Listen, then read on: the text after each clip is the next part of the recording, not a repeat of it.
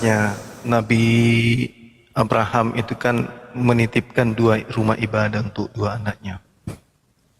Di mana yang pertama adalah Mekah, ya Nabi Ismail, dan yang kedua adalah Yerusalem, Nabi Ishak. Itu juga diakui oleh orang Yahudi bahwa 2 anak ini memang diwariskan kemudian tempat masing-masing. Nah, ini yang perlu sebenarnya didalami oleh teman-teman Kristen. Karena hal ini masih tertulis di dalam kitabnya saudara kita Yahudi tentang perayaan-perayaan yang ya sama seperti yang dituliskan misalnya di dalam kitab mereka. Bagaimana kemudian orang-orang yang melakukan ibadah 3 kali setahun itu sudah dipraktekkan dari sejak dulu. Nah, ada yang menarik kemudian ketika Nabi Ibrahim keluar dari kota Mesir menuju ke Negeb. Nah, itu di situ dia mendirikan mula-mula Baitullah, Bait El. Nah, kalau ditanya Bait El yang pertama didirikan oleh Abraham setelah dia keluar dari kota Mesir itu di mana? Itu sampai sekarang tidak bisa ditemukan. Begitu juga dengan sumur Zam-Zam yang kemudian diberikan kepada Nabi Ismail dan ibunya. Itu juga susah untuk ditolak. Nah, bahkan saudara Akhi Billy itu sudah mengakui bahwa ya betul, itu adalah warisan dari Nabi Ismail ke keturunannya, air Zam-Zam itu. Itu diakui. Ya, jadi memang 2 agama ini, Yahudi dan Islam, memang 2 agama yang berasal dari 2 bersaudara, keturunan dari Nabi Ishak, Nabi Ismail. Seperti itu.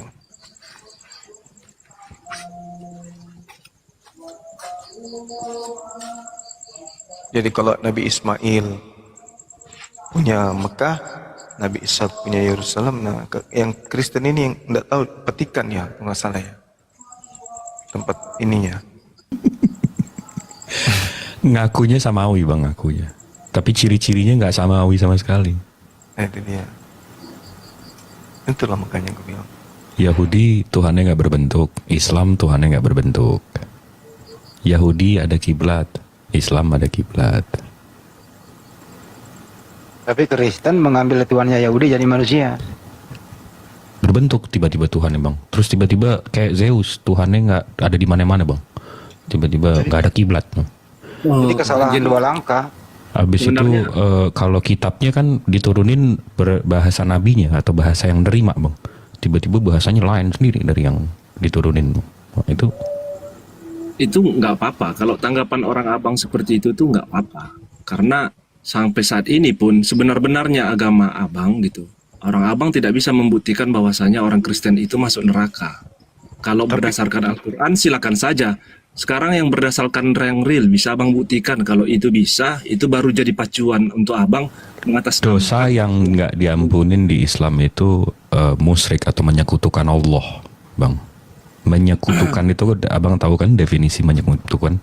Ya, tapi kalau abang perhatikan, menyekutukan dengan Yehosua, menyekutukan dengan Rohul Kudus, itu menyekutukan namanya. Itu dosa yang nggak diampuni. Kalau di Islam, kalau di Al-Quran, Kristen pasti neraka. Nah, menurut Yesus juga Kristen neraka bang, saudara Noah. Itu pasti itu mutlak gitu. Itu tidak diragukan lagi bagi orang yang menggunakan akal sehat. Kristen otomatis neraka, tidak bisa tidak. Menurut Yesus loh ya, bukan menurut Bang Suma.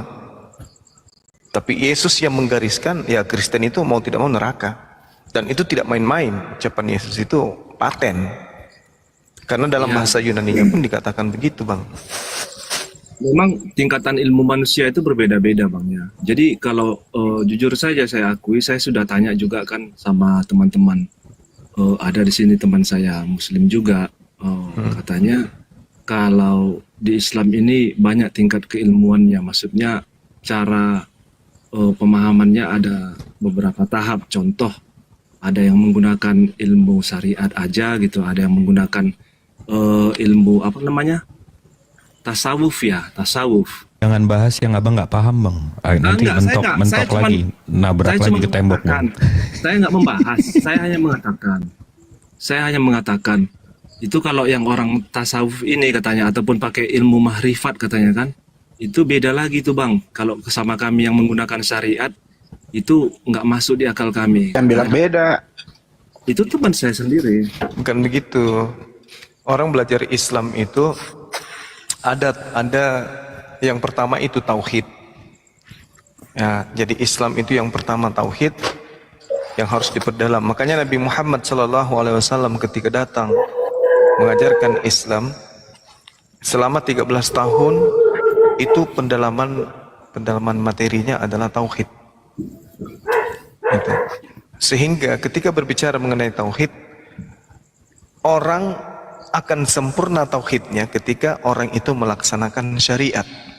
Ketika syariat kemudian berkaitan dengan amalan-amalan ini dipermantap dengan stasiun yang lebih di atas lagi yaitu tauhid, maka dia akan sampai kepada makrifat. Jadi tidak bisa dipisah-pisah. Ada orang mengatakan syariat aja, tauhid tidak bisa. Kayak mana ceritanya orang melakukan syariat tanpa bertauhid? Bagaimana caranya orang bertauhid tanpa bersyariat? Itu nggak bisa. Jadi ilmu makrifat itu kajiannya adalah harus dari syariat, harus jadi muamalat, harus kemudian bertauhid, harus akhlak. Tidak akan sampai kepada makrifat kalau tidak melalui tangga-tangga tadi. Tidak bisa. Orang tidak bisa jadi sarjana kalau tidak dari SD, SMP, SMA. Nggak ada itu orang langsung makrifat. Nggak ada. Harus melalui tangga-tangga tadi. Nah, ada orang mengaku tasawuf, mengetahui tasawuf, ada orang sampai kepada makrifat, tapi menurut tanggapan dia sendiri. Nah, sedangkan di Islam itu sia-sialah sebuah amalan tanpa diawali dengan ilmu. Makanya ilmu itu di Islam harus bersanad, tak boleh asal-asal. Sehingga muncul pemahaman pribadi, muncul tarekat-tarekat yang tidak berdasar kepada sumber yaitu Rasulullah Muhammad SAW. Jadi kalau ada orang mengatakan mengaku kepada makrifat tapi dia tidak bersyariat, apa itu namanya? Gimana bisa sarjana tanpa SMA? Susah, nggak bisa ditelaah oleh pemikiran. Jadi ketika saya misalnya gini, Anda mengaku taat, Anda mengaku percaya kepada Yesus, Anda pada level percaya, tapi Anda mengaku percaya, tapi semua perintah-perintah Yesus tidak dilaksanakan. Itu apa namanya? Saya pengikut Yesus, saya adalah pengikutnya, saya adalah muridnya, tapi semua perkataan dan perintah nggak dilaksanakan. Berarti Anda sampai level ke makrifat, tauhidnya Anda dapat mentauhidkan, maksudnya mentuhankan gitu ya, mentuhankan Yesus, tapi apa yang diajarkan Yesus tidak dilaksanakan.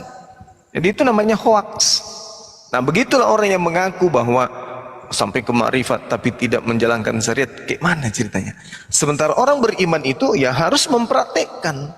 Iman tanpa perbuatan itu buta. Maka kalau beriman sampai kepada level keyakinan tapi tidak melaksanakan apa yang diperintahkan, ya itu penipuan namanya. Jatuhnya kepada kezaliman, bisa-bisa jadi kemunafikan. Seperti itu saudara Noah. Jadi kalau saudara berkata ya umat Islam bisa mengatakan Kristen itu masuk neraka karena Al-Quran, saya bisa pastikan Bible menyatakan dengan pasti Kristen masuk neraka. Dan itu saya bisa buktikan dan sering saya buktikan. Menurut pengakuan dan pengajaran Yesus itu sendiri. Bukan saya ngarang-ngarang, tidak. Tapi itu pengakuan Yesusnya. Seperti itu, saudara Noah. Jadi bukan hanya Islam yang mengatakan innal ladzina kafaru min ahlil kitabi wal musyrikina fi nari jahannam. Tidak. Tapi justru Yesus juga yang mengatakan itu. Bahwa orang-orang kafir itu tempatnya di neraka. Itu mutlak gitu. Kecuali nih ternyata Bible itu salah kutip. Tapi paling tidak Al-Quran sudah mengatakan innal ladzina kafaru, orang-orang kafir itu tempatnya di neraka dan mereka kekal di dalamnya. Apa orang kafir ini? Orang kafir ini adalah orang yang ingkar kepada perintah Tuhan setelah datang perintah itu kepada mereka. Nah, itu dia masalahnya. Ini saya coba simpelin nih Bang Zumani. Yes. Jadi kalau orang yang ngaku nerima makrifat tapi nggak melakukan syariat itu sama aja kayak Paulus nggak sih Bang? Betul. Betul. Betul. Benar itu. Ada orang kan Nggak usah sunat, nggak usah sholat, nggak usah ini. Udah deket sama Tuhan pokoknya. imani aja gitu maksudnya. Ada orang yang biasa kan, saya tanya waktu saya SMP, saya habis sholat Jumat itu bukan pulang ke rumah, saya langsung ke perempatan samping masjid. Saya mau belanja, teman bilang tutup tokonya. Enggak, itu terbuka, aku bilang gitu. Pas saya ke sana, bener, yang menjual itu omnya. Jadi aku tanya, Om, enggak sholat Jumat, Om? Apa kata beliau? Sholat itu untuk apa? Kata beliau, sholat itu untuk apa, nak? Kita itu sebelum mati udah kita tamatkan sholat kita, kata dia. Jadi sebelum kita meninggal, sholat kita itu sudah tamat. Jadi untuk apa lagi kita perhatikan sholat? Oh, toh kita sudah sholat duluan. Wah, itu akhirnya lama-lama saya berpikir, ini kenapa orang? Saya tanyalah sama guru saya di pondok. Oh, itu orang yang punya tarekat. Mereka mencoba untuk membuat jalan sendiri tanpa melalui syariat. Tapi itu nggak bisa. Nggak mungkin pernah bisa. Orang bisa sampai kepada level itu tanpa melakukan stasiun-stasiun untuk menyembah kepada Allah.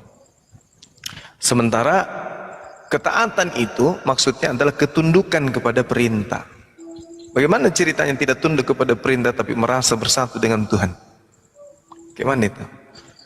Tidak akan mungkin bisa terjadi. Justru orang-orang yang bermakrifat adalah orang yang tidak pernah sekalipun kemudian lalai dari ibadah. Artinya mereka adalah ahli ibadah. Itulah orang makrifat.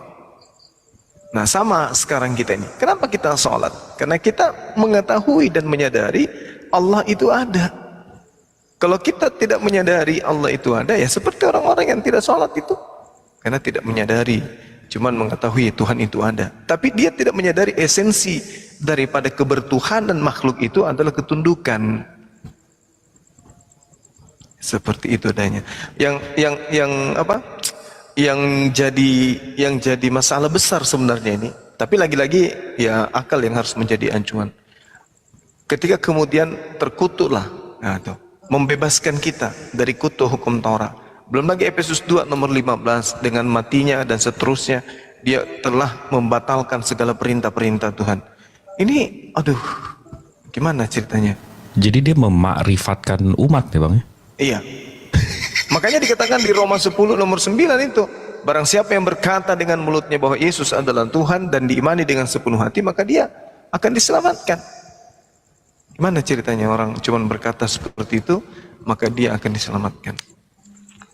Artinya ya hanya doktrin dan dogma. Sampai pada level bersatu dengan Tuhan, tapi hanya perasaan sendiri aja. Tidak ada pengesahan dari Tuhannya. Artinya cinta bertepuk sebelah tangan aja gitu loh. Hanya ngaku-ngaku imani aja. Benar tidaknya yang penting ya yang enteng lah yang dicari. Gak usah yang terlalu ribet. Nah, padahal untuk mendekatkan diri kepada Allah ya harus menjadi berserah diri terhadap perintah gitu. Karena Yehosuanya melakukan syariat Bang. Dia sujud, dia doa, dia sunat, dia nggak makan babi, dia nggak ini, dia nggak itu. Tapi tiba-tiba ada yang mensyariatkan semuanya, makrifatkan semua. Udah itu nggak usah kita syariat, kita makrifat aja sih paling dekat sama Tuhan gitu. Kan hanya menyembah dalam roh. Karena ada saya dengar khutbah dan paparan dari Ustadz apa saya lupa, ada lewat di Komal tadi siang. Udah kalau lupa nggak usah dibahas Bang. Ya enggak, saya hanya kita yang bener yang jelas-jelas aja yang dibahas. Kayak memakrifatkan. Kadang-kadang ngambil sesuatu yang dia lupa. Terus dia mau nerangin gimana sih lu? enggak, saya itu aja, sekilas aja dengarnya gitu. Saya Ya enggak udahlah kalau begitu. sekilas nggak sempurna itu. Nah, Noah, menurut Gitu. kamu itu nerakanya Kristen ada isinya nggak sih? saya tidak tahu, Bang. Terus Kristen itu masuk surga atau neraka? Saya tidak tahu, Bang. Itu Tuhanlah yang tahu. Terus kamu sendiri ini yakin dirimu masuk surga atau neraka? Saya tidak tahu, Bang. Itu hanya Tuhan yang tahu. Terus apa yang kau tahu, Noah? Ya. Kehendak kita bukan kehendak Tuhan, Bang. kehendak Tuhan lah kehendak kita. Oke, kalau begitu saya balik. Kehendak Tuhan supaya masuk surga gimana? Gini, ketika abang bilang kehendak Tuhan supaya kita masuk surga harus gimana? Oke, kalau menurut ajaran agama ya, kita memang harus berdoa, meminta bersyukur dan mengakui keberadaan Tuhan, bahwasanya Tuhan itu ada dan Tuhan itu Maha mengetahui. Tuhan Sang Pencipta langit dan bumi itu Tuhan yang Oke, esa. caranya bagaimana?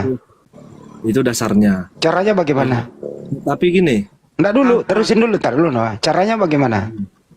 ya oke, caranya itulah tadi melalui ibadah-ibadah ya. Siapa yang ngajarin begitu? Nah, jadi ini kontradiksi bang. Enggak, siapa yang ngajarin lu beribadah? Ya, kalau dari keyakinan, berdasarkan keyakinan ini yang diturunkan dari Nabi. Nabi ini siapa? Nabi Siapa? ini menurut kitab-kitab. Nabi siapa yang kau ikuti caranya ibadah? Bentar. Pokoknya Nabi ini adalah orang yang diutus oleh Tuhan. Iya, Nabi siapa yang kau ikuti beribadah? Nabi siapa? Nggak penting Nabi siapa, intinya Enggak, ini ngacoknya nih Bang Iwan nih. Ini nggak bener nih. kan kita kan memaparkan bang, bukan masalah Nabi siapa. Saya kan menjelaskan. Karena Harus ada tokohnya bro yang dicontoh. Mesti jelas bang. Kalau Mesti nggak jelas. kita cerita Nyi Roro Kidul aja, sama-sama pakai tumbal, sama-sama ya, ini. saya itu mengikuti Yesus ya. Nah, ngomong dong dari tadi. Gimana caranya Yesus mengajari Anda beribadah? Ya salah satunya itu tadi berdoa, berkorban. Caranya bagaimana? Ya berdoa ya, gimana caranya berdoa bang? Di jam-jam apa saja? Dan di mana berdoanya? Tidak ada jam, saya rasa tempat juga tidak ada jaminan. Nah ini dia nih persoalan. Tidak ada. Ya, gini bang, soalnya gini, kita logikakan saja. Untuk apa Tuhan memilih? Selemah itukah Tuhan Sang Pencipta langit dan bumi harus disembah? Kalau begitu itukah- kenapa Yesus menyembah Tuhan? Selemah itukah? Saya tanya dulu Anda, kenapa Yesus menyembah Tuhannya? Gimana? Kenapa Yesus menyembah Tuhannya? Nah ini makanya saya bilang ini kontradiksi ya. Saya mulai, pikiran saya ini sudah mulai melayang-layang. Melayang-layang atas permukaan air. Gini, melayang-layang gini. Melayang-layang dia Banyuma tuh. Gini. Melayang-layangnya begini bang. Saya rasa adanya agama ini semakin memperusak hubungan manusia dengan Sang Pencipta. Oh, enggak, lu. Justru Karena adanya apa? agama ini mengikat kita. Karena semakin membuat timbul pertanyaan-pertanyaan sampai menggali sejarah, menemukan arkeolog begini begitu. Begini aja Noah, agama ini mengganggu kamu atau membebaskan kamu?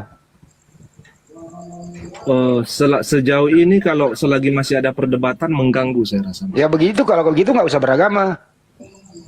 Karena ada perdebatan gitu. Nggak, kalau gitu nggak usah beragama ya. Tuhan lemah kali Tuhan menciptakan manusia untuk berdebat mengenai ketuhanan. Oh, bukan begitu saudara. Tuhan itu kan sesuatu yang tidak bisa kita lihat secara kasat mata. Sehingga Abang tahu dari mana? Tuhan itu nggak bisa kita lihat secara kasat mata. Nah, maksud saya abang tahu dari mana Tuhan nggak bisa dilihat dari kasat mata? Bisa abang buktikan. Bisa, Tuhan itu nggak bisa dilihat. benar. Coba abang buktikan. Karena segala sesuatu yang kita lihat itu pasti ada kelemahannya. Ada kelemahannya. Ya, sementara Tuhan itu nggak mungkin punya kelemahan. Iya, oke. Nah, maka dikatakan dalam kitab di Al-Quran, laisa kamitslihi syai'. Di kitabnya orang Yahudi, tidak ada yang serupa dengan aku, baik di langit maupun di bumi. Ya kan? Yeremia 10 nomor 6, 2 Samuel 7, 22. Sehingga kita manusia ini mencari, dari proses mencari inilah kemudian didasari kepada kitab yang kita pegang masing-masing untuk menemukan siapa pencipta itu. Iya. Sehingga orang-orang yang tidak menggunakan ilmu tapi hanya hanya percaya dan yakin berdasarkan dogma akan ngotot tanpa ilmu. Tapi orang yang sampai pada level makrifat, mengenal esensi Tuhan itu betul-betul memahami bahwa Tuhan ini seperti ini keadaannya. Contoh misalnya, kalau Kristen itu adalah agama yang benar, yang bermasalah adalah Tuhannya. Loh, maksudnya gimana itu?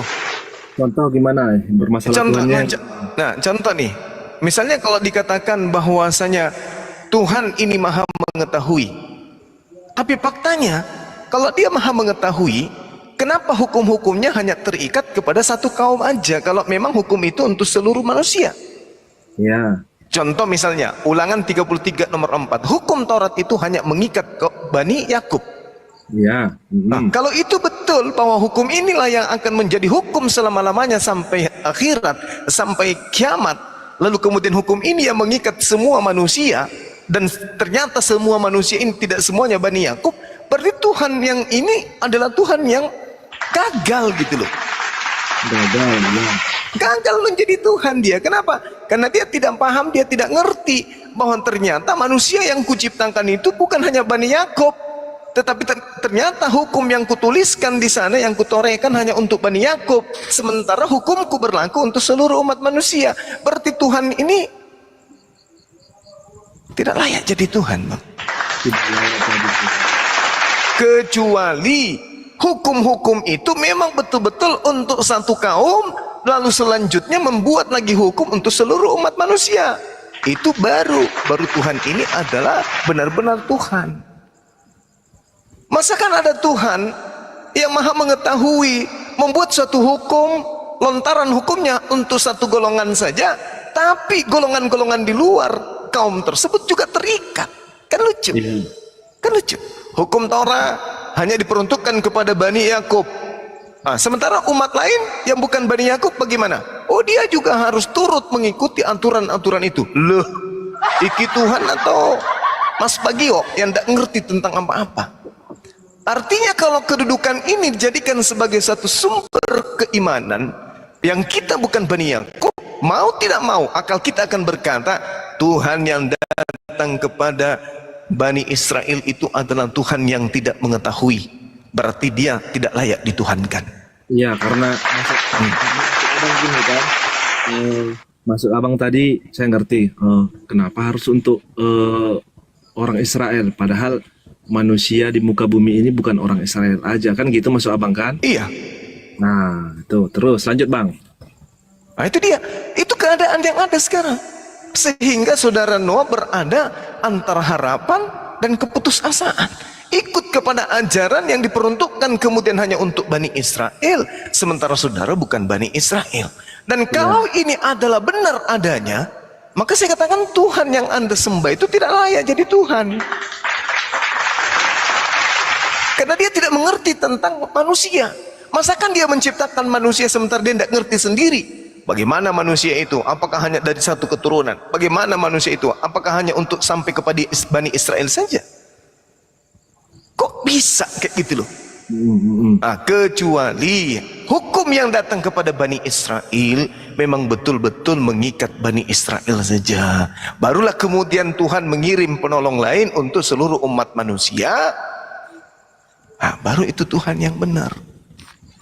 Nah, itu permasalahannya. Sehingga saya sebagai muslim ini, ketika ditanya, apakah Anda beriman kepada Tuhan yang datang kepada para nabi? Beriman. Loh, kenapa Anda tidak menjalankan Torah? Torah hanya untuk Bani Israel. Kenapa Anda tidak mengikuti apa yang dikatakan oleh Yesus? Loh, Yesus hanya untuk Bani Israel, Isa hanya untuk Bani Israel. Saya bukan Bani Israel, maka hukum yang berlaku pada saya adalah hukum universal. Apa itu Islam? Damai sejahtera. Karena hukum itu cakupannya untuk seluruh umat manusia. Artinya yang mewahyukan ini adalah Tuhan yang memang benar-benar Tuhan. Kenapa? Dia maha tahu, dia maha mengerti, dia menyalami apa yang ada pada diri ciptaannya. Bagaimana mungkin seorang ahli menciptakan robot tapi dia tidak ngerti tentang robotnya? Bagaimana mungkin kemudian ada sesuatu hakikat yang konon ceritanya adalah maha mengetahui, tapi dia tidak mengetahui akan ciptaannya? Nah, artinya oknum-oknum seperti ini batal demi akal untuk dituhankan. Sama seperti Yesus. Bagaimana mungkin Tuhan datang ke atas muka bumi, dia lupa kalau dirinya adalah Tuhan. Sampai dia harus lapar, sampai dia harus tidur, sampai dia harus. Ini Tuhan belum di ospek, gagal training. Dia dituhankan oleh miliaran orang, sementara dia tidak pernah kemudian mengatakan dirinya sembahlah aku. Artinya lebih hebat hamba yang menuhankan dirinya daripada dirinya sendiri. Dia tidak pernah mengatakan akulah Tuhan yang inkarnasi menjadi manusia, akulah Tuhan yang datang mengutus diriku sendiri, akulah pencipta langit dan bumi. Malah yang terjadi adalah aku tidak bisa berbuat apa-apa dari diriku sendiri, aku datang bukan atas kehendakku sendiri, aku berkata bukan dari diriku sendiri. Ini Tuhan gagal produk. Yang membuatnya menjadi Tuhan ini orang-orang sedeng. Kenapa? Karena Tuhan tidak mungkin seperti itu. Yang namanya Tuhan itu Maha mengetahui, Maha perkasa, Maha mencipta, Maha kuasa, Maha suci. Ini udah jelas-jelas makan sate besok keluar tusuk sate. Besok keluar kotoran ayam. Sisa-sisa dari daging. Tapi dituhankan gitu loh. Yang mana yang salah sebenarnya? Yang menuhankannya atau Tuhannya yang kurang sekolah gitu loh. Masih butuh sekolah 600 tahun baru bisa jadi Tuhan. Atau sekali dikatakan dia benar-benar Tuhan, berarti dia lupa kalau dirinya Tuhan. Oh, dia Tuhan Bang Suma. Lalu, tapi pada saat itu dia menjadi manusia. Ya sudah bukan Tuhan kalau begitu. Karena dia masuk ke dalam zona kemanusiaan. Dia masuk ke dalam dimensi makhluk. Segala sesuatu yang masuk ke dimensi makhluk itu sudah pasti bukan Tuhan, tapi ciptaan. Makanya dikatakan telah menjadi daging, ya kan? Telah menjadi manusia, datang sebagai manusia, lahir. Itu sudah sinyal bagi akal manusia yang disetting oleh yang maha mengetahui untuk mengerti bahwa kalau ada esok hari yang mengajarkan engkau menyembah yang seperti ini, yakinilah dengan akalmu, itu pasti bukan Tuhan. Nah, itu. Jadi kalau kita mau merujuk kepada kekuatan akal dan loncatan berpikir, saya katakan kalau Yesus itu benar-benar Tuhan, maka saya katakan satu-satunya Tuhan di atas muka bumi ini yang gagal kemudian menjadi Tuhan adalah Yesus. Karena kenapa? Yang namanya Tuhan itu maha mengetahui. Coba Anda lihat nih, Anda lihat. Kalau Tuhan itu tidak maha mengetahui, Bung, ketika kita diciptakan sebagai apa yang diproklamirkan kemudian sebagai makhluk yang paling sempurna, kalau dia tidak mengetahui, bisa jadi seperti apa yang tertulis di dalam kitab saudara, urat di luar, kulit di dalam, daging kemudian di luar, dan seterusnya dalam proses penciptaan. Begitu juga ketika dikatakan matahari, siang, malam terjadi, matahari belum diciptakan. Nah, ini yang bermasalah, ini kitabnya atau Tuhannya? Kalau Tuhannya benar-benar mengatakan itu, berarti itu bukan Tuhan. Jangan-jangan itu adalah setan. Karena Tuhan itu memang mengetahui. Coba Anda lihat jari Anda sekarang nih. Lihat jari-jari ini. Kalau Tuhan itu tidak mengetahui, bisa jadi yang terjadi adalah lekukan tangan kita ini nggak ada. Kemudian kulit-kulit kita ini bisa jadi berada di dalam, yang di luar adalah daging. Lalu kemudian tulang-tulangnya ini bisa 1 jari 3 tulang. Kukunya ini bisa begitu keluar dia lembek kayak daging dan seterusnya. Begitupun gigi. Gigi bisa jadi kemudian tumbuh di kuping atau apapun itu. Kenapa? Karena tidak maha mengetahui dia. Nah, sekarang faktanya adalah begitu apiknya kemudian kita dicipta. Mata, hidung, rambut dan artinya kalau yang seperti ini aja bisa kita lihat begitu sempurna, apatah lagi esensi dirinya. Lawang kok tiba-tiba datang. Iki apa? Tuhan, pencipta kita. Iya. Loh, dilahirin sama makhluknya. Iya. Aduh, pecah ini kepala. Jadi, ya Al-Quran, lagi-lagi kitab suci saya mengatakan orang yang hidup di masa Islam sudah datang itu hanyalah orang yang memperbodoh dirinya ketika ia menolak Islam. Karena Islam akal itu sejalan. Sementara agama lain di luar Islam akalnya tidak akan pernah bisa masuk ke dalam ajarannya. Itu mustahil. Jadi kalau agama kemudian disandingkan dengan akal, itu hanya cocok dengan Islam. Di luar Islam itu tidak mungkin bisa. Makanya Kristen itu kuat, Kristen itu banyak karena doktrin dan dogma, bukan karena akal. Bukan karena akal. Makanya ada seorang pendeta yang tahunan saya berdiskusi sama dia, Apa yang dia katakan dengan bangganya dia mengatakan, akal itu adalah racun manusia. Orang hancur karena akal. Jadi akal itu memang racun. Maksudnya Pak? Ya, tidak boleh. Tak boleh menggunakan akal dalam beragama. Tak boleh menggunakan akal dalam bertuhan. Tak boleh. Berarti Tuhan itu gagal. Kalau ada Tuhan ingin dikenali oleh makhluknya tanpa menggunakan akal, Tuhan ini perlu belajar sekolah lagi. Suruh daftar di TK dulu. Tuhan itu justru dicapai dengan akal.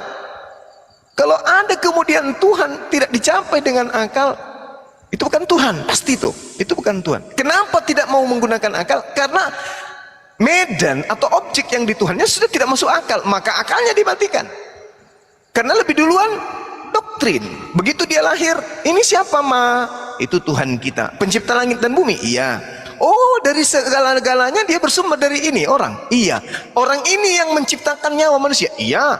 Orang ini yang telah membuat orang itu banyak rezeki dan seterusnya. Iya. Ini yang mematikan juga. Iya. Oh, bagus.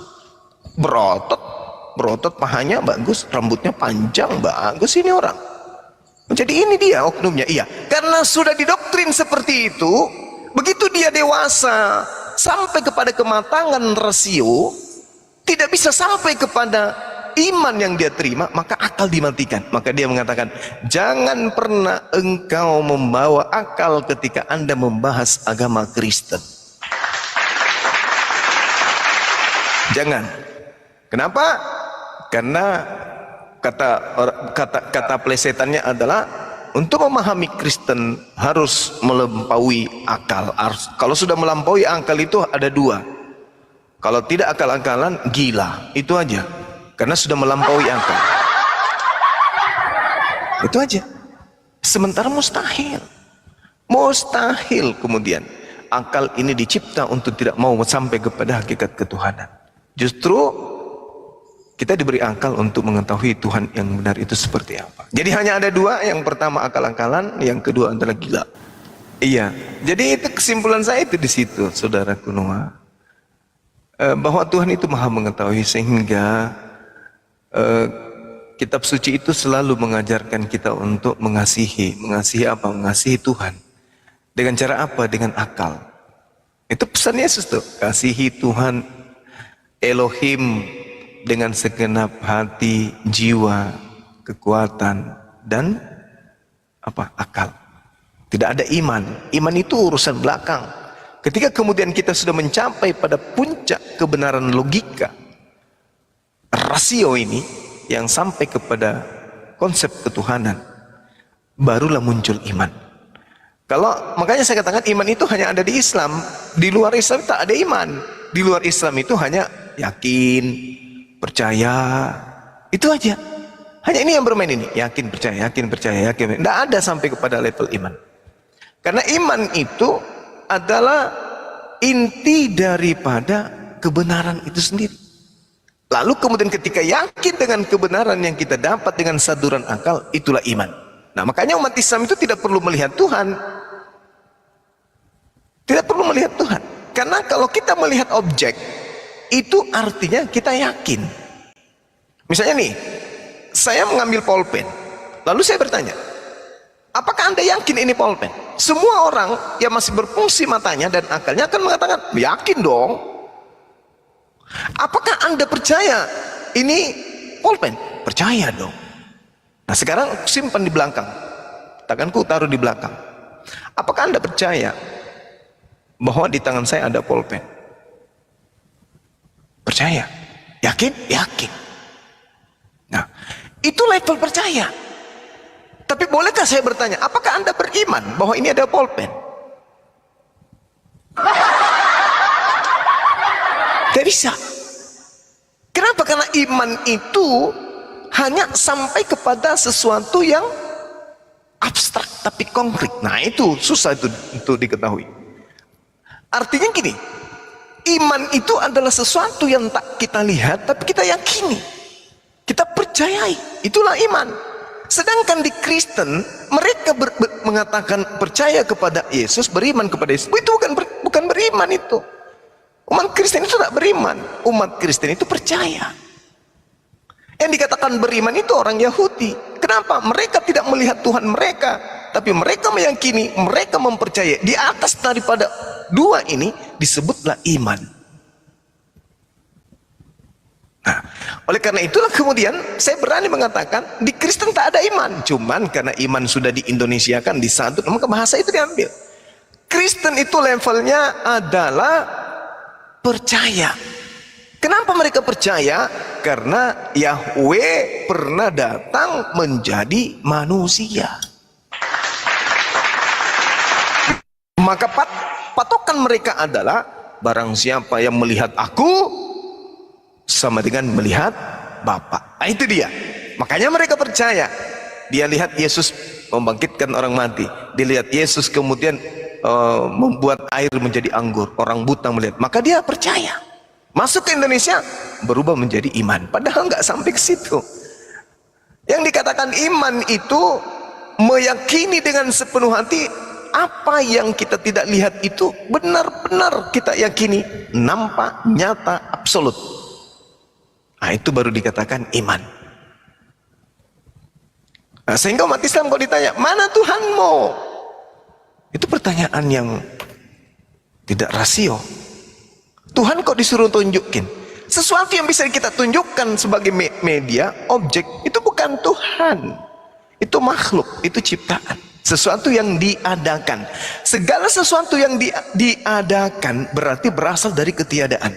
Sementara Tuhan mustahil berasal dari ketiadaan. Menjadi daging berarti berasal dari ketiadaan menjadi daging. Nah, ini dia. Konsep seperti ini ya hanya bisa diterapkan kepada orang-orang yang pernah belajar filsafat logika. Kalau tidak pernah belajar filsafat logika susah.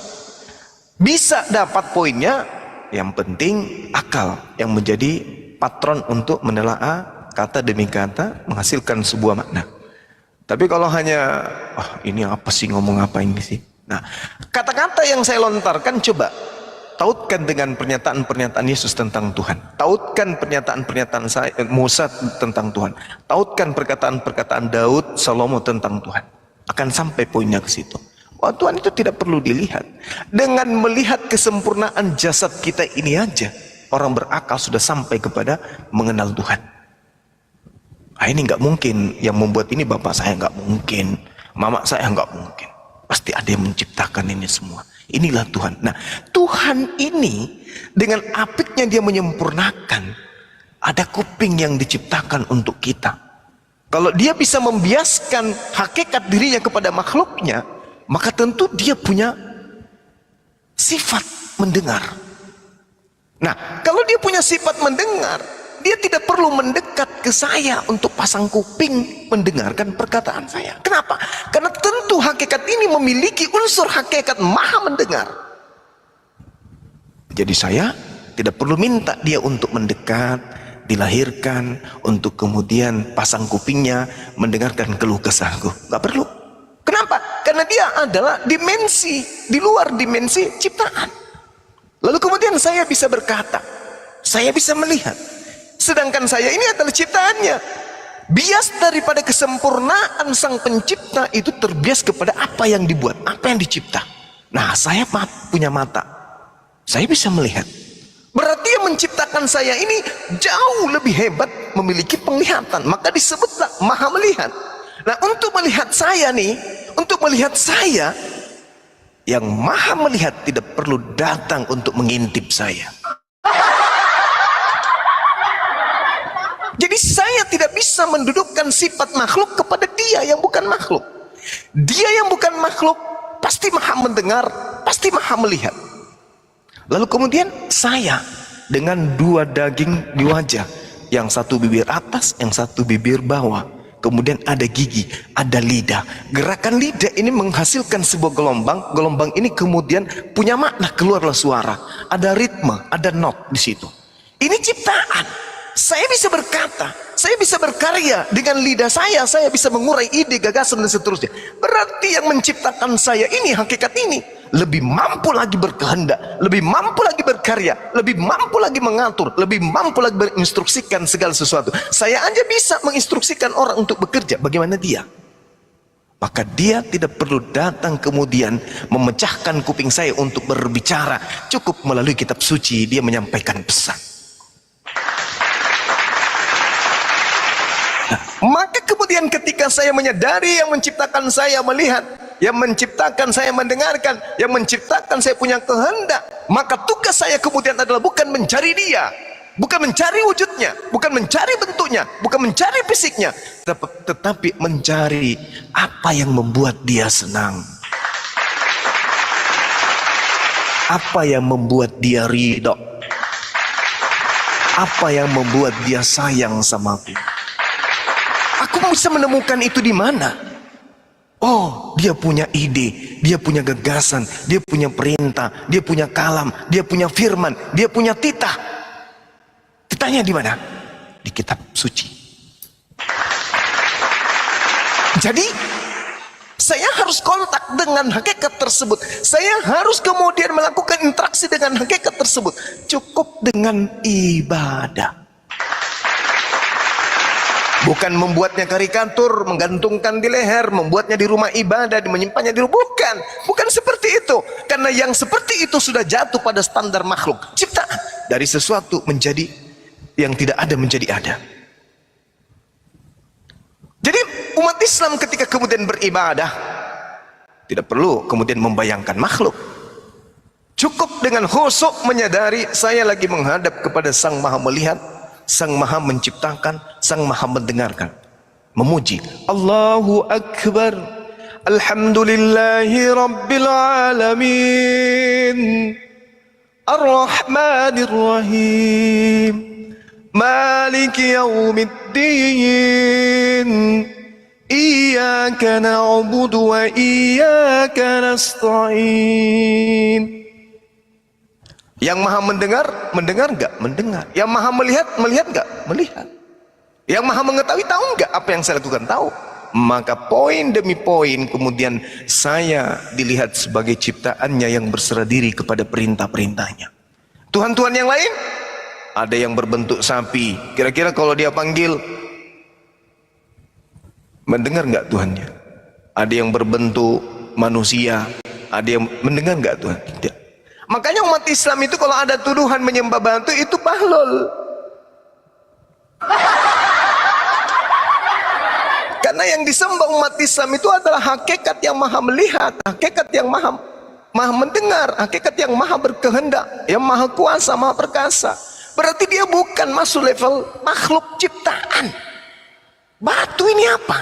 Lebih baik menyembah kemudian manusia daripada menyembah batu. Ternyata itu adalah unsur perintah. Apabila engkau ingin kemudian menyembah, arahkan wajahmu. Oh, ini adalah perintah yang hakikat pencipta.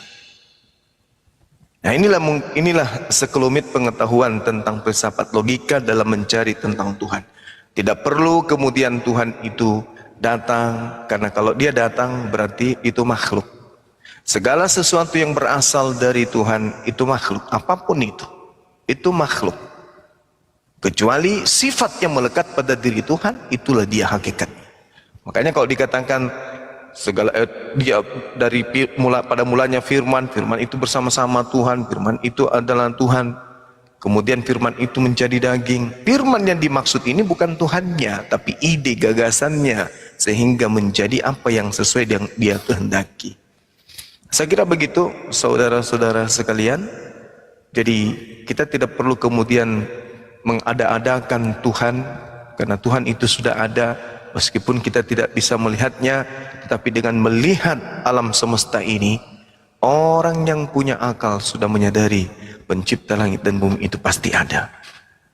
Itu pasti ada, gak mungkin tidak.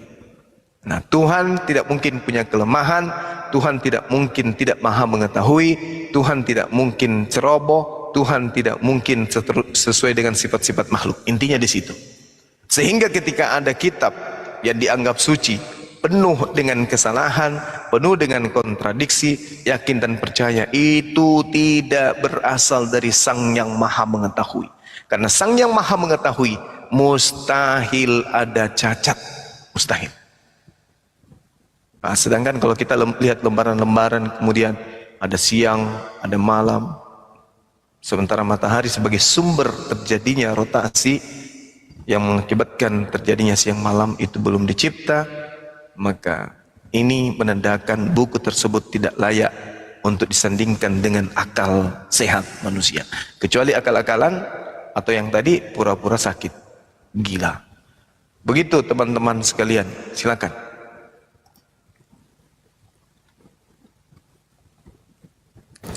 Mantap. Udah jelas banget sih itu mestinya. Ini baru jam 1.24 Bang. Jadi kayaknya masih sejam setengah lagi nih, jam 3. Iya, iya.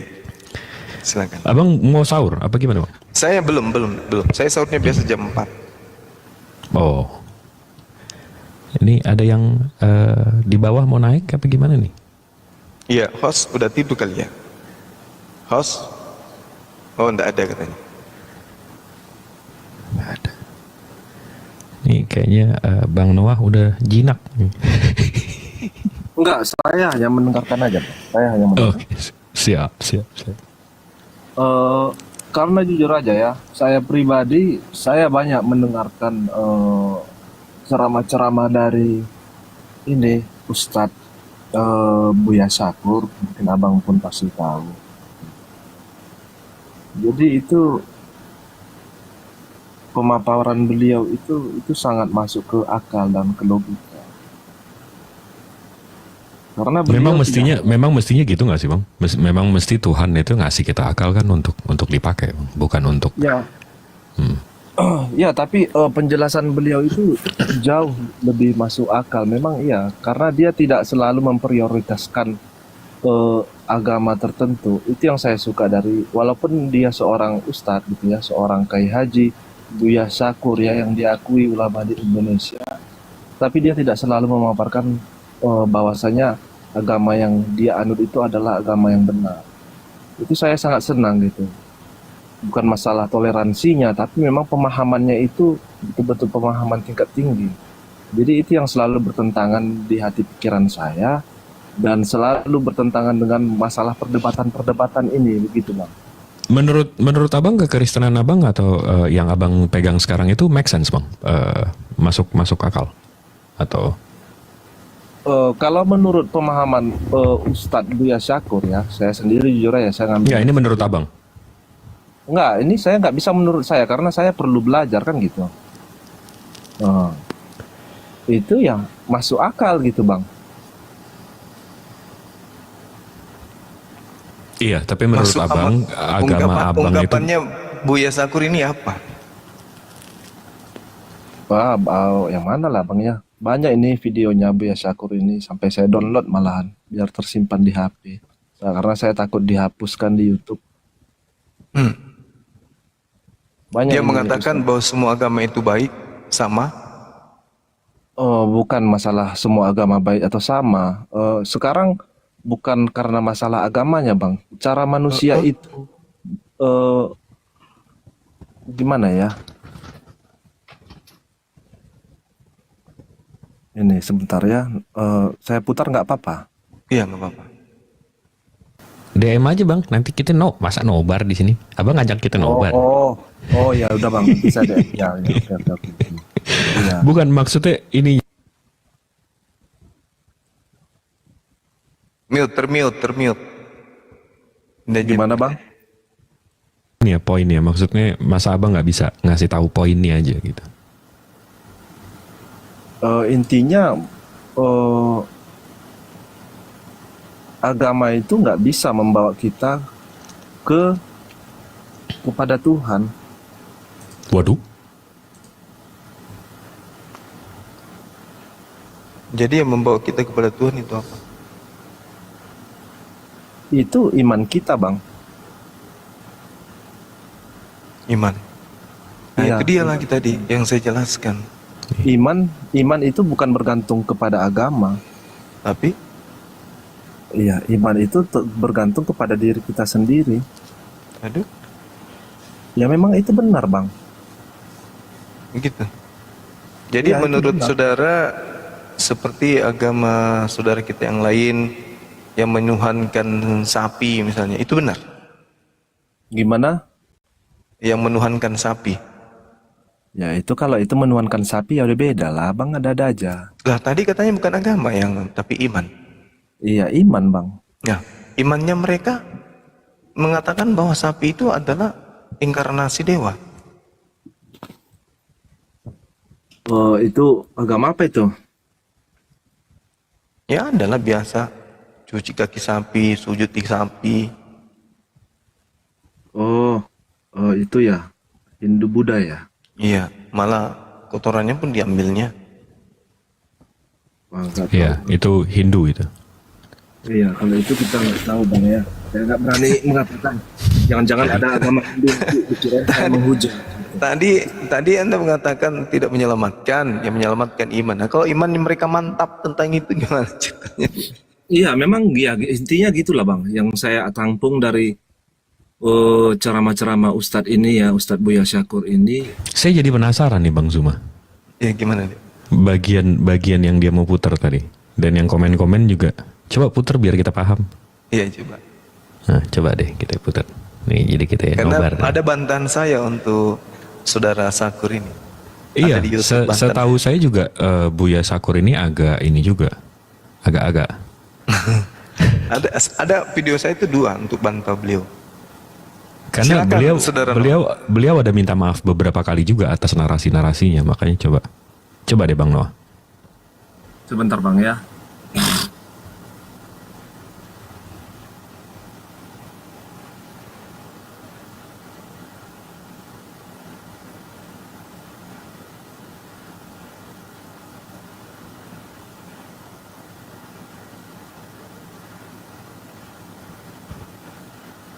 Dia sempat mengatakan kalau di Ka'bah itu ada ini. Iya, di dalamnya ya.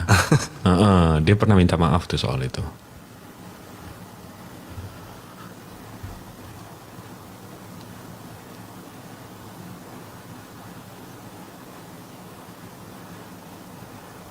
Udah meninggal Januari kemarin meninggal. Iya, silakan. Poinnya aja Bang yang langsung ini. Dibesarin Mas. Bentar saya cari bentar. Bayangkan. Milat Ibrahim. Wastakhadallahu Ibrahim khalila. Allah sudah. Saya nggak bilang ini statement menyeleneh. Ini beliau ini diakui loh bang. Terus kenapa lo berdasarkan itu? Diakui oleh pengikutnya. Silakan tampilkan aja dulu. Saya ingin menanggapi pernyataan beliau itu. Pasti keliru. Pernyataan beliau yang agamanya dibanding dengan orang yang berserah diri wajahnya ya nilai kepada Allah wa muhsinun berserah diri dan dia berbuat baik wattaba'a millata Ibrahim hanifa dan mengikuti millat Ibrahim. Wastakhadallahu Ibrahim khalila. Allah sudah mengangkat Nabi Ibrahim sebagai kekasihnya. Walillahi ma fis samawati wa ma fil ard. Apa yang ada di langit, apa yang ada di bumi, semua adalah milik Allah. Wa kana Allahu bikulli syai'in muhita. Allah sangat meliputi segala apapun di dunia ini. Nah, di sini yang perlu saya ingatkan, mereka itu yang masuk surga itu wa man ahsanu dinan mimman aslama wajhahu lillah. Agama mana yang paling baik? Agama yang berserah diri lalu berbuat baik. Jadi artinya di sini ada sedikit penafsiran yang perlu diluruskan sekali. Saya sudah pernah konfirmasi dengan Pak Quraisy itu juga. Saya katakan ini kan di banyak sekali ayat yang menyatakan bahwa nanti pada akhirnya mah semua agama ini kan buatan Tuhan semuanya. Apa ada di dunia bukan buatan Tuhan? Ada nggak sesuatu yang terjadi tidak dibuat Tuhan? Ada kan? Nasrani coba bikin, Yahudi yang bikin, Hindu, Buddha, Sunda Wiwitan, Kejawen, Abangan, semuanya buatan Tuhan kok. Kenapa dibuat begitu? Ya sengaja biar rame. Namanya nggak boleh. Nah, lalu pada akhirnya nanti bagaimana? Yang selamat siapa? Allah mengatakan, Innal ladzina amanu wal ladzina hadu was-sabiuna wan nasara wal majus wal ladzina asyraku. Orang yang beriman, Yahudi, Paseban, Nasrani, Majusi, orang-orang yang menyembah berhala. Mana yang selamat? Innallaha yafsilu bainahum yaumal qiyamah. Allah yang menentukan siapa yang selamat di antara mereka nanti di hari kiamat. Bukan sekarang, bukan kamu yang menentukan neraka. Memangnya kamu Tuhan? Oke? Allah sengaja bikin umat berbeda-beda. Waja'alakum syu'uban Itu wa tafsiran dia sendiri itu. berbagai macam. Oke, udah. Saya tanggapi ya. Jadi orang ini nyeleneh kali gitu. Dia hanya menginginkan jempol dari orang-orang di luar Islam dengan cerita-cerita seperti itu. Yang diterang, sabar dulu. Gini, Sabar dia dulu. berceramah bukan di depan orang Islam, di depan orang Kristen, Bang. Dia berceramah di depan umat Muslim sendiri gitu. Dan Iya, ya, tahu. Saya ngerti itu pengikutnya. Nah sekarang begini, bagaimana dengan pernyataan Al-Quran? Allah sendiri yang menetapkan. Jadi kalau dikatakan Allah sudah Tuhan yang nanti menentukan, berarti dia tidak belajar gitu loh. Tuhan sebenarnya sudah menggariskan mana yang sesat, mana yang benar. Tuhan sudah menggariskan itu. Maka kalau dikatakan nanti di akhirat kemudian Tuhan menentukan ini yang selamat, ini yang tidak, memang betul. Tuhan tidak akan pernah ingkar terhadap janji. Innal ladzina kafaru min ahlil kitabi wal musyrikina fi nari jahannam khalidina fiha ulaika hum syarrul bariyah. Memang betul, kita tidak bisa mengatakan Noah kamu neraka, ini kamu neraka, ini kamu neraka. Kenapa? Karena tidak ada yang bisa tahu besok, lusa, bulan depan, tahun depan Noah bisa jadi beriman kepada Allah. Makanya dikatakan innal ladzina amanu wal ladzina hadu wan nasara was-sabiina man amana billah wal yaumil akhir. Tapi ini yang dimaksud di sini adalah orang-orang Yahudi yang hidup pada zamannya. Ketika Nabi Musa datang kepada mereka mengajarkan tentang Torah. Nasrani adalah orang yang ketika datang Nabi Isa mengajarkan kepada mereka tentang hikmat Injil. Orang yang taat kepada Nabi Musa pada zaman Nabi Musa, orang yang taat pada Nabi Isa dan taat kepada Musa pada zaman Nabi Isa diselamatkan oleh Allah. Tetapi orang yang taat kepada Nabi Musa, orang yang taat kepada Nabi Isa, ketika datang kepada baginda Rasulullah Muhammad sallallahu alaihi wasallam, tetapi dia mengada-adakan kebohongan, menolak daripada itu. Wa man azzama mimman iftara 'ala Allahil kadhiba wa huwa yud'a ila Islam. Kata Allah apa? Wallahu la yahdil qaumaz zalimin. Mereka ini adalah orang-orang zalim. Tahu Islam sudah datang, masih saja tetap kemudian beriman kepada yang Nabi Musa bawa. Padahal kaumnya Nabi Musa diajak untuk beriman kepada Islam. Nah, datang si Buya Sakur mengatakan orang Yahudi, orang Nasrani. Ya, itu dulu Pak D. Ketika Islam itu datang, Allah malah mengatakan siapakah mereka yang mengadakan kebohongan setelah Islam itu datang. Jadi tak ada itu. Di luar Islam ketika diajarkan seperti itu sama halnya membuat saudara-saudara kita di luar Islam semakin tersesat. Tak boleh. Ajaran Allah itu cuma satu, yaitu keselamatan, damai sejahtera. Nah, saudara Buya Sakur tadi mencoba untuk mendapatkan jempol dari umat lain. Tak begitu. Dia lebih mengedepankan kemudian orang daripada Tuhannya. Tuhannya sendiri mengatakan tidak ada keselamatan kepada orang kafir kecuali mereka yang bertaubat. Itu yang pertama. Kemudian yang kedua, ketika dia membawa Nabi Ibrahim alaihissalam, justru di situ Allah mengatakan wa man yarghabu an millata Ibrahim illa man safiha nafsah. Siapakah mereka yang kemudian membenci ajaran Nabi Ibrahim? Hanyalah orang yang memperbodoh dirinya sendiri. Nah, orang yang memperbodoh diri sendiri itu zalim. Sementara orang zalim itu neraka. Wa man azzama mimman iftara 'alal kadhib wa huwa yud'a ilal islam wallahu la yahdil qawmaz zalim. Orang-orang zalim itu neraka tempatnya. Memang Tuhan yang menentukan bahwa si fulan, si A, si B, si C, iya memang. Tapi yang masuk neraka itu zalim, yang masuk neraka itu kafir, yang masuk neraka itu munafik. Tuhan nanti yang menentukan. Kamu yang munafik, kamu yang zalim, kamu yang kemudian kafir ketika kamu hidup. Ini buktinya. Ini amalan-amalanmu. Ini loh amalan-amalanmu ketika kau hidup. Munafik kan? Ya. Kamu fasik kan? Ya. Kamu zalim kan? Ya. Ini amalanmu. Tak bisa lagi kau sembunyikan. Maka kemana perginya? Neraka. Sebelum itu terjadi, Pak Ustaz Zakur, Kiai ulama besar, ingatkan sesama manusia kita, A adalah A, B adalah B. Jangan abu-abu hanya untuk jempol. Tak bisa begitu. Yang Jadi hak gini, adalah hak, batil tetaplah batil. Saya nggak terima dengan pernyataan beliau. Itu masih perlu belajar banyak dia. jadi gini bang. Ini di agama Islam, apakah ajaran membunuh itu ataupun membunuh itu berdosa? Membunuh berdosa kalau tidak dilalui dengan syarat pembolehan. Syarat pembolehan maksudnya? Contoh, ada anak membunuh orang tuanya. Ya. Ya. Maka hukumnya kalau Islam, anak itu harus dibunuh. Oh. Yes. Jadi kalau yang membolehkan ini, Maksudnya? abang bilang tadi kalau diperbolehkan. Ya Allah kan yang mengatakan itu. Dalam perang orang yang membunuh, bunuh.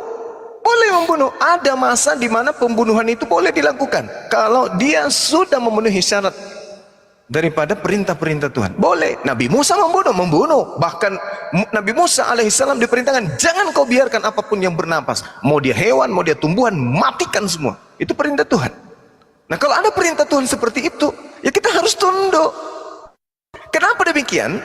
Kematian dan kehidupan itu adalah hal kecil bagi pencipta. Berarti itu karena membunuh itu bukan sifat Tuhan, bang. Loh, kenapa bisa? Apakah ada yang pernah mengatakan Tuhan itu, ya oke, pertama Tuhan adalah sang pencipta langit dan bumi. Itu diakui semua manusia. Tuhan itu maha pengasih, maha penyayang. Itu diakui semua manusia. Adakah yang mengakui Tuhan itu maha pemberi segala bencana ataupun maha pemberi kejahatan? Pembunuhan itu kan kejahatan. Siapa bilang? Berarti pembunuhan bukan kejahatan. Tergantung aspeknya. Justru kalau kita membiarkan pembunuhan tanpa melakukan pembunuhan bisa menghasilkan satu unsur kejahatan. Contoh, Anda melihat anak membunuh ibunya, Anda tersenyum aja. Pemerintah tersenyum-senyum aja, tak memberi hukum, tak memberikan ganjaran. Apa yang terjadi? Akan menjadi bencana bagi orang lain. Menjadi apa?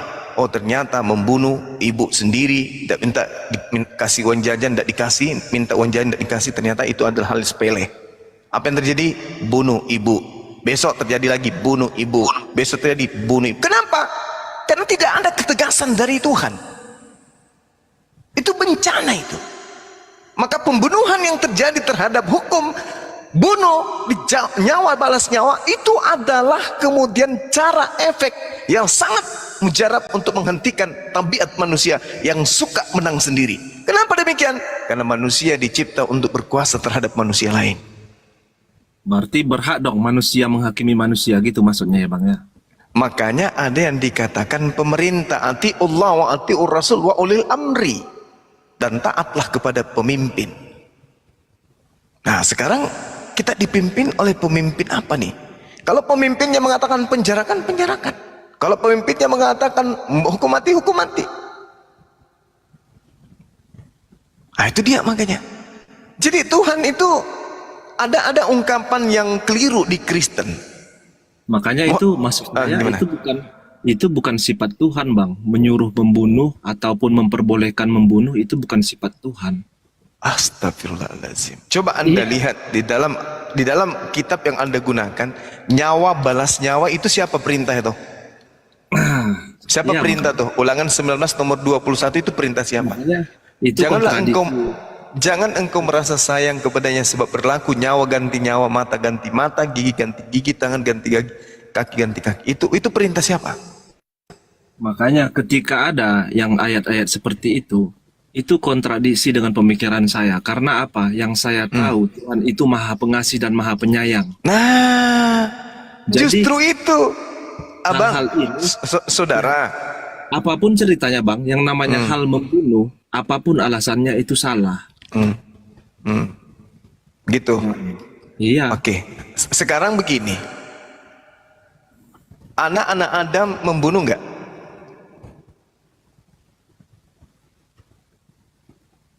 Iya. Anak Adam, Habil dan Kain saling bunuh nggak? Iya, iya. Siapa yang Anda salahkan di situ?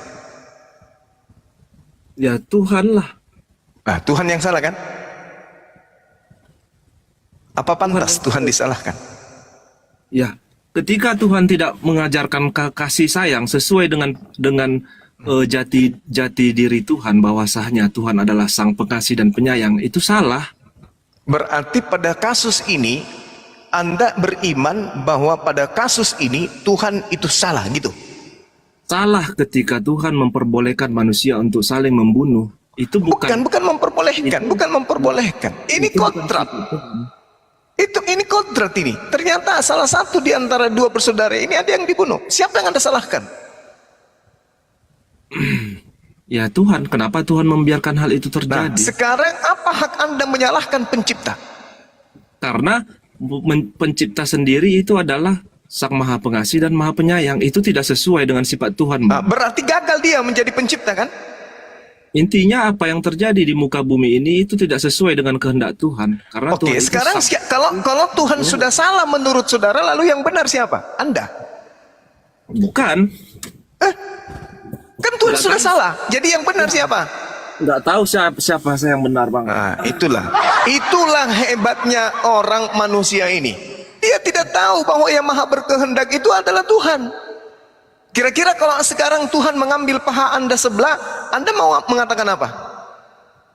Nggak ada. Ya sudah. Inilah yang dikatakan Tuhan maha berkuasa, Bung. Anda selalu mengatakan Tuhan maha berkuasa.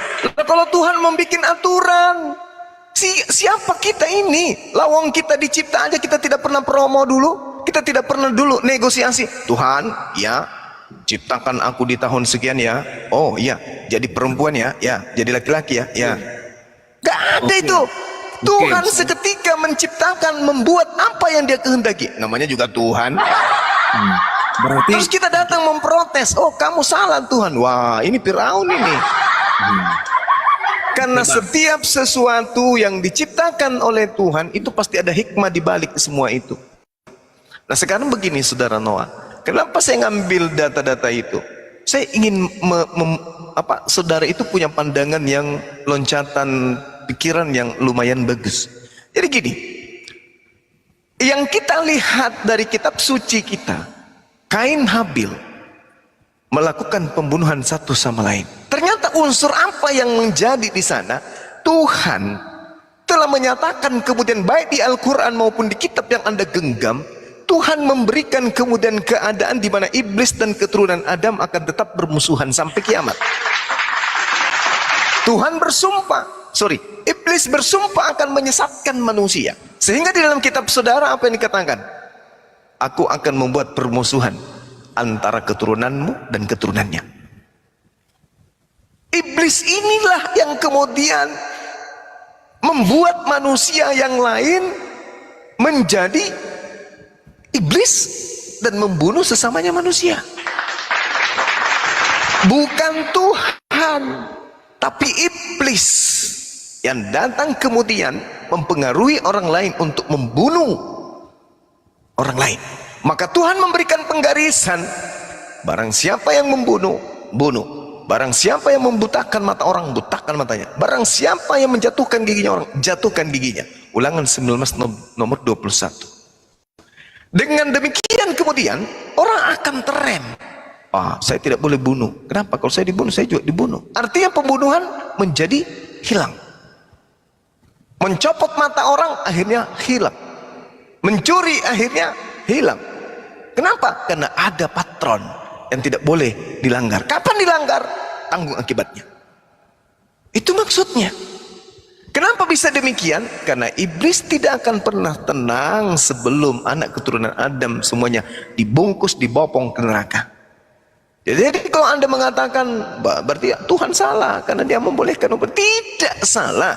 Manusia yang sudah diciptakan di atas muka bumi ini harus menanggung apa yang menjadi aturan Tuhan.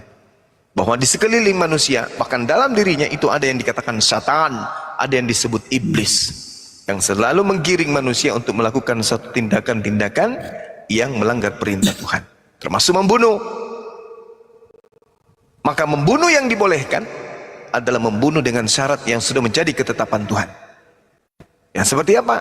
Yang itu tadi, membunuh orang tua dan seterusnya dan seterusnya. Itu bisa. Nah, ada satu hal yang menarik yang ingin saya katakan kepada saudara. Di dalam konsep pemahaman Kristen yang selalu mengatakan Tuhan yang disembah oleh umat Islam itu adalah setan. Nah ini, kenapa dia mengatakan begitu? Alasannya karena Tuhan Allah Subhanahu Wa Taala menciptakan setan. Jadi menurut Kristen setan itu tidak diciptakan. Itu siapa yang bilang tuh, Bang? Banyak. Bukan saya ya. Bukan saya ya. Iya, iblis itu tidak dicipta katanya. Kejahatan itu tidak diciptakan. Salah. Tuhan itu menciptakan segala sesuatu. Tapi segala sesuatu yang dicipta itu tatarannya hanya ciptaan, tidak sampai kepada level Tuhan. Tetapi di dalam konsep mereka, malaikat kemudian memberontak ingin menyamai Tuhan. Wah, ini konsep salah. Mendudukkan Tuhan seakan-akan Tuhan itu bisa setara dengan makhluk, sampai iblis memberontak, malaikat memberontak dan seterusnya. Padahal Tuhan itu adalah hakikat yang maha tinggi. Semua ciptaannya rendah di bawah. Jadi diciptakanlah kemudian kejahatan, diciptakanlah kemudian kebaikan, diciptakanlah gelap, diciptakanlah terang, diciptakanlah tinggi, rendah, semua dicipta. Maka Tuhan membuat satu konsep, harus ada pemimpin untuk mengatur ini semua. Diciptakanlah kita manusia. Iya, benar. Tapi tadi kan abang sendiri bilang bahwasanya Tuhan sang pencipta langit dan bumi itu berbuat dan berkehendak sesukanya.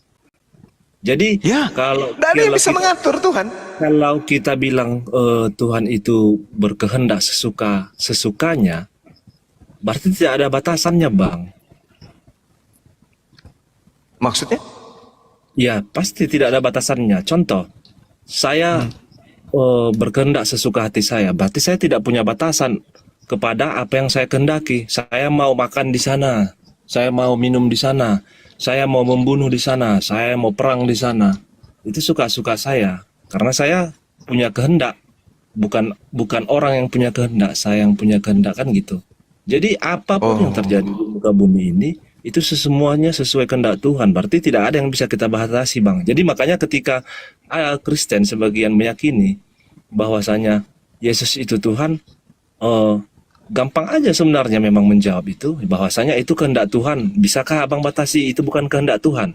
Abang bilang itu bukan sifat Tuhan, berarti Tuhan menjadi rendah kalau Tuhan menyamakan dirinya sebagai manusia, kan gitu. Itu pasti jawaban abang. Tetapi yang masalahnya di sini sekarang adalah yang punya kehendak kan Tuhan, bukan manusia. Masalah itu kamu lah. Enggak, kita hanya berbicara universal. Ini logikanya ini nggak masuk. Bicara kehendak Tuhan itu sifatnya tidak terbatas. Ya, abang mau memaksakan kalau Tuhan itu nggak terbatas dan bisa jadi manusia gitu kan, Bang ya? Bukan memaksakan, tetapi memang tidak terbatas. Iya, nggak terbatas. Oke, gini Bang, saya bisa makan tai sekarang Bang, tapi ngapain? Ngapain saya merendahkan diri Bang? Kan saya punya akal. Sama seperti Tuhan, ngapain dia, manusia ini diciptakan dari air mani, air hina Bang. Ngapain Tuhan yang maha tinggi, maha suci, maha besar, itu merendahkan dirinya? Sama seperti saya ngapain? Saya bisa loh, bisa saya makan tai. Bukan masalah Tuhan bisa jadi manusia atau enggak, bisa pasti. Tapi ngapain? Sama seperti saya makan tai, bisa. Tapi ngapain? Saya berakal. Saya punya otak. Ngapain? Itu kan yang tahu kan abang sendiri, kehendak abang kan gitu. Iya itu. Yang kami nggak akan tahu kenapa abang memakan tai misalnya. Tuh, abang bilang nggak akan tahu, tapi abang memaksakan dia jadi manusia. Itu abang merendahkan Tuhan, bang. Bukan, saya Berarti dia nggak maha suci, berarti dia nggak maha besar, berarti dia nggak maha benar. Makanya saya bilang kalau Abang Tuhan membatasi dia abang membatasi dimensi, waktu. Sekarang gini deh bang, kita setuju satu hal dulu deh. Abang setuju nggak pencipta langit bumi beserta isinya ini nggak bergantung terhadap apapun? Oh, Setuju nggak kita itu? bergantung bang. Waduh, Tuhan bergantung ya? Ya, Nah, bukan Tuhan namanya kalau bergantung bang. kenapa Tuhan bisa itu Tuhan punya itu alasan. tempat bergantung bang, bukan Tuhannya digantung. Saya punya alasan. Wow, apa itu? Bukankah yang selama ini disembah manusia itu Tuhan? Iya, enggak loh, kok loncat bang? Kita bisa setuju nggak? Tuhan pencipta langit, bumi beserta isinya ini itu tidak bergantung terhadap apapun. Bergantung bang. Berarti bukan Tuhan kalau bergantung bang. Abang boleh tanya alasan saya kenapa gitu. Ya, saya udah keluarin statement saya. Tuhan kalau bergantung itu bukan Tuhan bang. Nah, abang boleh tanya kenapa saya menjawab. Oke, saya entertain abang. Kenapa bang? Tuhan mesti bergantung bang?